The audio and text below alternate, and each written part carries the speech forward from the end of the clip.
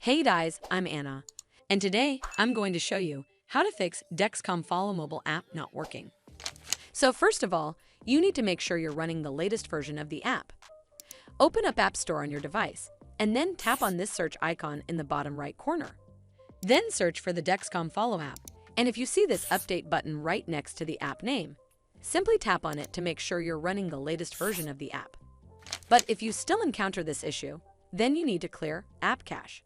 Go to your device settings and then scroll all the way down to General and tap on it. Then tap on iPhone Storage.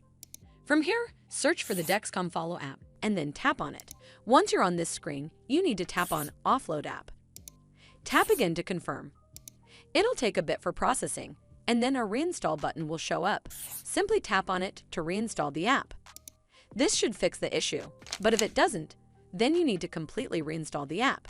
Follow the on-screen instructions to navigate all the way to the app page. Once you're on this screen, tap on Delete App to uninstall the app from your device. Once uninstalled, you need to open up App Store and then search for the Dexcom Follow app right over here in the search bar, and then click on this Get button to install it back on your device. Hopefully, this will fix the issue, and if it did, then make sure you give this video a super thanks by clicking on this heart icon to help support the channel, and don't forget to hit that subscribe button. We'll see you in the next one.